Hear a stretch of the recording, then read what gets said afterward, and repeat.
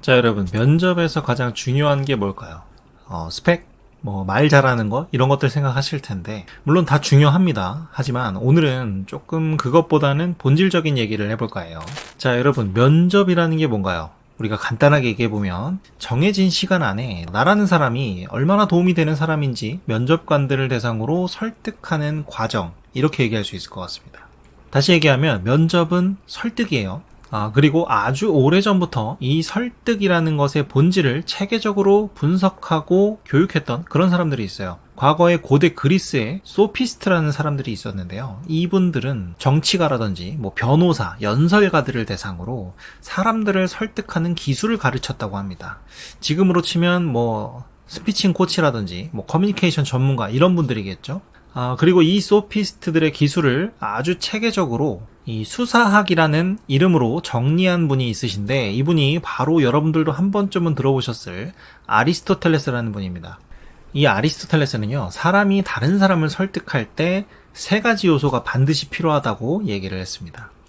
첫 번째는 로고스입니다. 사람 설득할 때 논리를 갖추고 있어야 된다는 거죠. 논리를 갖추기 위해서는 어떤 객관적인 사실, 구체적인 사례 이런 것들을 들어서 나의 논리를 강화하는 것이 설득하는 게 도움이 된다라고 말했습니다. 그리고 두 번째로는 파토스입니다. 감정적인 설득이죠. 이 말하는 사람의 감정이 청자의 공감을 이끌어내고 듣는 사람의 감정을 터치할 수 있어야 된다라고 말했습니다. 그리고 세 번째로는 에토스라고 합니다. 이 에토스는 신뢰를 기반으로 하는 설득이에요. 말하는 사람이 얼마나 신뢰할 만한 사람인지 이것이 중요하다라고 말했죠.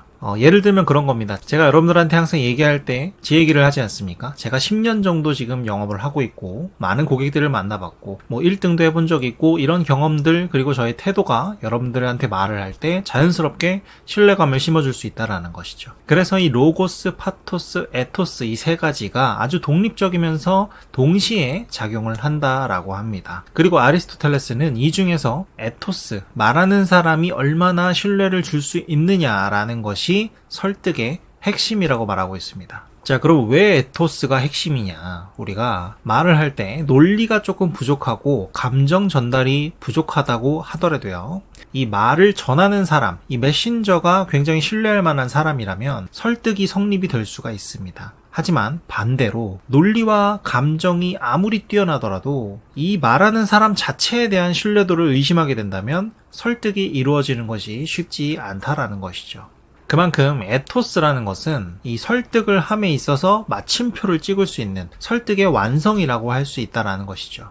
자, 그렇다면 자연스럽게 이런 질문이 생길 수 있습니다. 신뢰라는 것은 단기간이 아니라 오랜 시간 쌓여지는 건데, 우리가 면접처럼 5분, 10분 얘기하는 시간 동안 과연 상대한테 신뢰감을 줄 수 있느냐? 이런 질문 충분히 할 수 있죠. 자, 우리가 현대 수사학에서는요, 에토스라는 것을 두 가지로 나눈다고 합니다. 하나는 사전적인 에토스, 두 번째는 구성된 에토스라고 해요. 이 사전적 에토스라는 것은 이미 획득되어 있는 에토스를 얘기합니다. 우리의 채용 과정에서 빗대서 얘기를 해보자면 이력서라든지 평판조회 이런 것들 있죠? 이런 것들이 사전적 에토스라고 할 수 있어요. 그리고 구성된 에토스는 우리가 현장에서 이 사람을 설득하는 과정에서 말하는 말투라든지 눈빛이라든지 태도 이런 것들을 통해서 순간순간 만들어지는 신뢰감을 우리가 구성된 에토스라고 합니다. 다시 말하면 우리가 면접장에서 보여줄 수 있는 신뢰는 구성된 에토스고요. 이 구성된 에토스는 연습과 준비를 통해서 충분히 전략적으로 만들어 볼 수가 있다는 거예요. 자, 그럼 우리가 어떻게 구성된 에토스를 강화해 볼 수 있을까요? 하나씩 한번 얘기를 해볼게요. 첫 번째, 말투가 있겠죠? 확신 있는 어조로 얘기하고 적절한 속도로 말하고 군더더기 없이 깔끔하게 말하는 이런 말투를 통해서 상대에게 신뢰를 줄 수 있고요. 두 번째, 목소리입니다. 긍정적인 기운을 줄 수 있는 목소리, 그리고 강조하는 목소리. 쉴 땐 쉬고 리듬을 조절하면서 강약을 조절하는 그런 스킬들을 통해서 상대에게 신뢰를 줄 수 있죠. 그리고 세 번째는 단어 선택입니다. 부정적인 표현보다는 책임감 있는 표현을 사용하고 성숙한 어휘를 선택함으로써 상대에게 신뢰를 줄 수 있습니다. 다음으로 눈빛과 표정이에요. 자연스럽게 상대를 응시하고 잘 웃고요. 상대의 말에 공감을 표현하고 이런 것들을 통해서 또 신뢰를 줄 수 있습니다.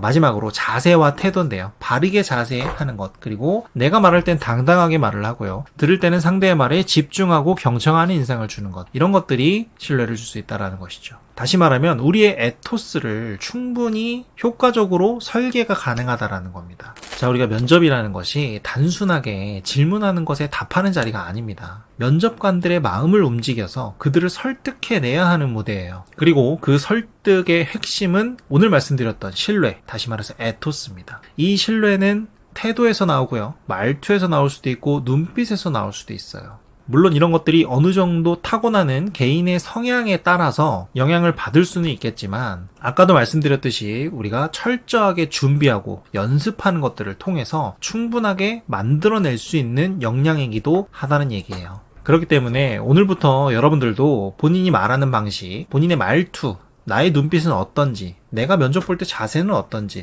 이런 것들 하나하나를 한번 점검을 해보시면 좋을 것 같습니다. 여러분들이 준비했던 그 포인트에서 면접관이 만약에 이 사람 느낌 괜찮은데? 뭔가 신뢰감이 느껴져. 이렇게 느끼는 순간 여러분들의 면접은 이미 절반 이상은 성공이라고 할 수 있습니다. 그렇기 때문에 오늘 제가 말씀드린 내용들을 참고하셔서 꼭 여러분들의 신뢰감을 높여줄 수 있는 여러 요소들을 점검해 보시길 바라겠습니다. 자, 여러분 화이팅 하시고요. 오늘도 긴 영상 봐주셔서 감사드립니다. 안녕히 계세요.